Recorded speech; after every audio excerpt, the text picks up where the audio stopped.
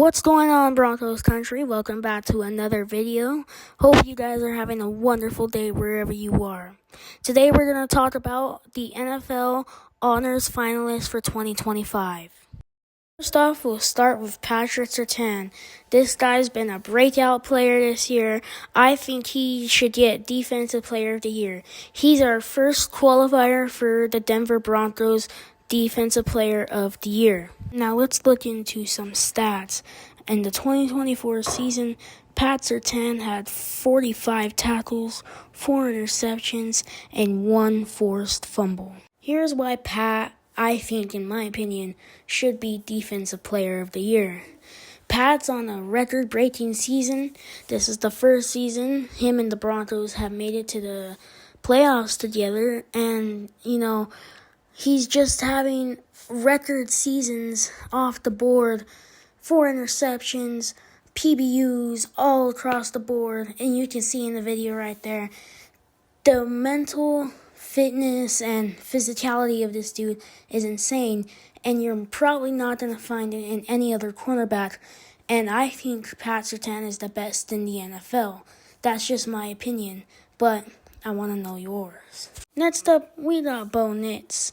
Bo Nix is one of my favorite players, if not my favorite, on the Broncos right now. He came into this season with low expectations. Everybody doubted him. Everybody was clowning us for picking him in the 12th pick, I believe, of the draft. It was horrible. It looked for the Broncos. But Sean Payton believed in him, the front office believed in him, and we got him, and it turned out to be a success.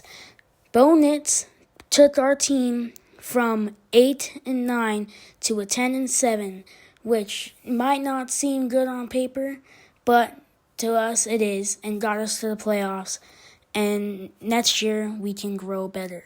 Let's look at some stats here. Bo Nix had 3,775 yards for 29 touchdowns and 12 interceptions. Bo Nix at the start of the season did not look good. It was not looking good for us, and ESPN and everybody like that were proving us wrong. And it wasn't looking good. Those first 2 weeks, it was just not good. We went in week 3 and we beat the Tampa Bay Buccaneers. It was amazing. And then from there, it was just a road to glory. And Bo Nix led our team to 10-7. And Bo Nix, 12 interceptions, probably not that great. But again, at that start of the season, it was pretty bad. Overall, that's pretty good stats. He's doing better now than John Elway did in his rookie season with the Broncos. So that's good for Bo Nix, and it's good for the Broncos. I love Bo Nix. This is the first quarterback I've seen in many years that I can actually trust to lead our team to the playoffs and eventually even the Super Bowl.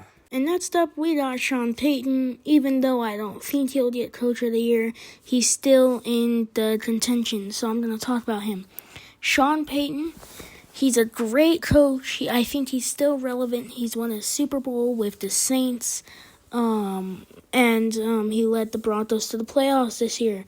Sean Payton, last year, he came into the Broncos with a Russell Wilson who was on a downfall, and he did not like Russell Wilson, and neither did Russell Wilson like him. So, Sean Payton fits that. He got rid of Russell Wilson. It was a big move to make, and we had a $80 million cap hit that we had to pay to Russell Wilson. That's why he's went to the Steelers for a 1-year, $1 million contract. But that ended up being a great move, getting Bo Nix in the 12th pick of the draft, and then leading this team to 10-7. Way better than it would have been with Russell Wilson again. And Sean Payton is still relevant, and I think he can lead this team somewhere. So I think he could be Coach of the Year, and this is really good for the Broncos. So thank you guys for watching the video. If you like what I do, please like and subscribe. Thank you for all the support. And yeah, let's have a great 2025 season. Thank you. See y'all later.